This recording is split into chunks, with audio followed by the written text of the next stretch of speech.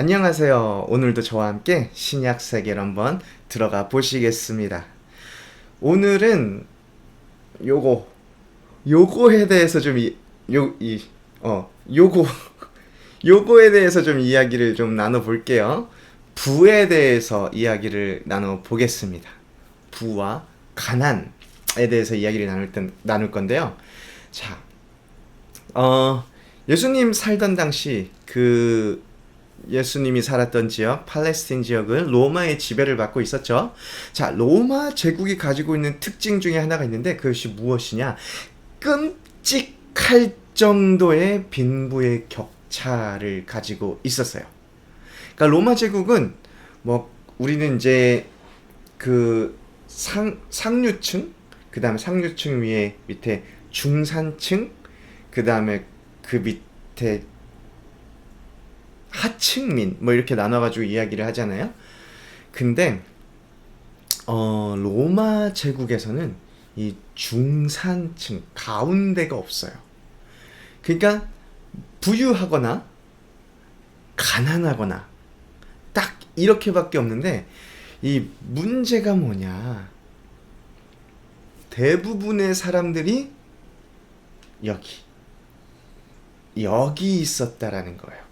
여러분들 혹시 그런 상상해 보세요. 내가 만약에 로마로 간다면, 내가 만약에 뭐 예수님 시대에 살았던 사람이다. 그러면 어떤 모습을 한번 그려 보시나요? 막 이렇게 뭐 시원한 막 궁전 같은 큰 집에서 이렇게 침대 같은 거 이렇게 침상에 딱 누워 있으면 뒤에 이제 부채 들고 이렇게 잡아온 노예들이 부채 뒤에서 이렇게 부채 살랑살랑 이렇게 깃털인지 뭐 잎사귀인지 막 흔들고 있고, 또 앞으로는 뭐 또 다른 여자 노예들이 와가지고 쟁반에 포도송이 있는 거 하나씩 따가지고 막 입에 막 이렇게 넣어주고 있고, 뭐 저 앞에는 바디가들들이 막 이렇게 해가지고 막 이렇게 그 알라딘 램프 지니처럼 딱 서가지고 지키고 있고, 요런 상상을 하셨다면 대부분 틀렸어요. 대부분이 어떤 일을 하시던 사람들이었냐? 만약에 우리가 간다면 대부분들은 뒤에서 부채를 팔랑팔랑팔랑 하고 있거나 포도 따주고 있거나, 대부분들 이렇게 바디가드, 그나마 요거 하고 있으면 그나마 좀 괜찮은 거예요. 그 정도로 이렇게 상류층은 극소수였어요.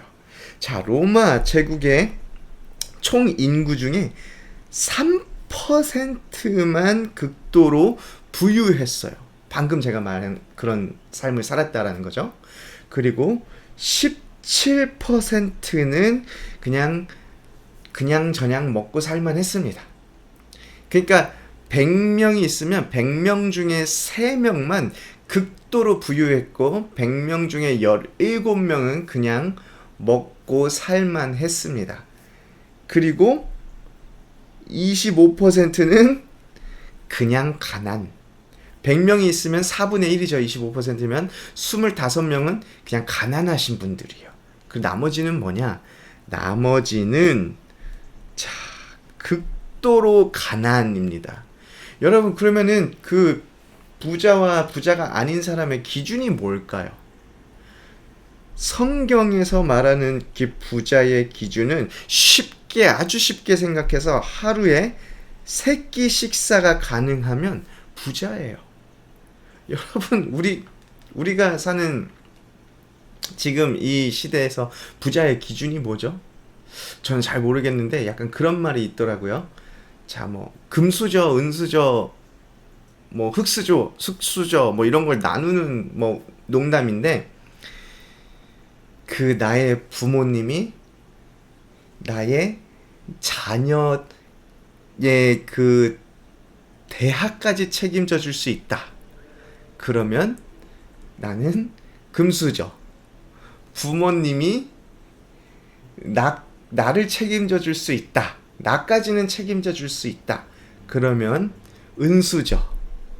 그 다음에 부모님이 나를 책임져 줄 순 없지만 내가 혼자 할 수 있다. 그러면 흙수저. 그리고 내가 부모님을 책임져야 한다 하면은 이제 그건 무슨 수저라더라? 아무튼 뭐 그런 게 있어요. 뭐 그 농담인데, 자, 우리가 생각하는 이 부자의 개념이랑 굉장히 다르죠. 우리 다들 하루 3끼는 먹잖아요. 뭐 특별히 다이어트 하거나 뭐 살 빼려고 하시는 분이 아닌 이상 3끼 다 챙겨 먹습니다. 그러면 예수님 살던 당시 사람들의 이 생각 속에서 우리는 다 부자예요, 부자. 자, 그리고 그 당시 예수님 살던 당시에 약 80%의 사람들은 생계만 유지가 돼요. 그러니까 이 가난하고 그냥 극도로 가난하고 가난한 사람들은 겨우 생계만 유지해요. 하루에 한 끼, 하루에 2끼, 아니면 이틀에 한두 끼, 뭐 요 정도 먹으면서 사는 거예요. 그러니까 이 사람들은 뭐 내 지위를 높여서 뭐가 뭐 높은 사람이 되겠다 뭐 이런 생각을 할 수가 없어요. 뭐 오늘 지금 당장 먹고 살기 바쁜데 뭐 내일이 어디 있습니까? 그리고 갑작스럽게 재난이 일어났어요. 뭐 불이 났어요. 지진이 났어요. 홍수가 났어요. 아니면 강도가 쳐들어왔어요. 아니면 뭐 큰 병이 났어요. 이랬을 때 이것을 대처할 수 있는 미리 모아놓은 돈이 없어요. 돈은 없습니다.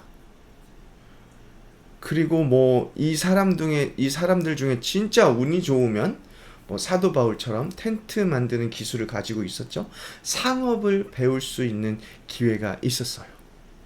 그리고 정말 중요한 거지, 과부, 고아, 일용직들에게는 생존 자체가 문제예요.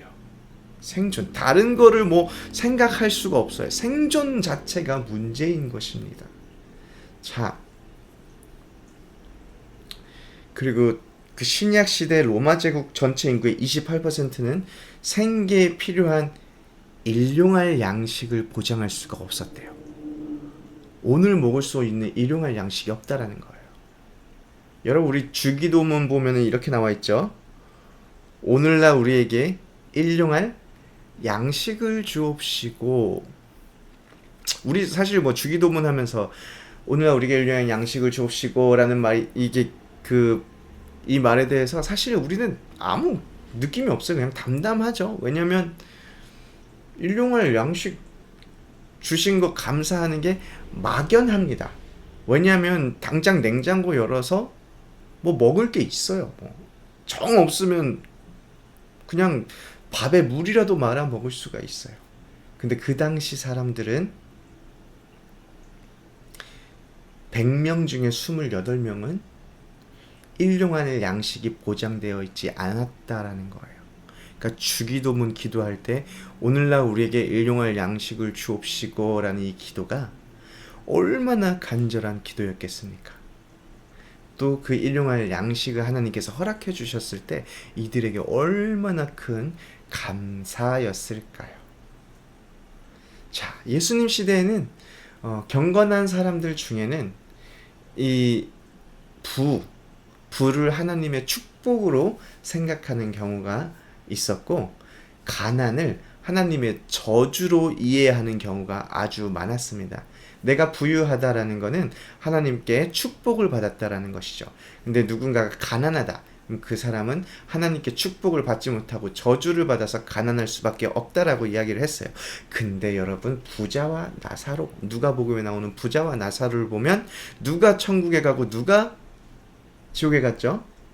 나사로가 천국에 가고 부자가 지옥에 갔어요. 그러니까 그 당시 사람들은 예수님의 말을 딱 들었을 때 이게 충격이에요. 당연히 부자 나사로가 부유할 수 있었던 건 하나님의 축복이라서 천국에 가야 되고, 나사로는 하나님께 저주를 받았으니까 지옥에 가는 게 맞는데, 예수님의 비유는 반대로 되어 있었죠. 그거는 이제 저번에도 말씀드렸듯이 이 culture breaker Jesus Christ, 문화를 그냥 깨부시는 예수님. 자, 그래서 이 부와 가난 뭐 이런 거에 대한 이야기는 다음 시간에 또 이어서 한번 이야기를 나눠볼게요. 자, 안녕.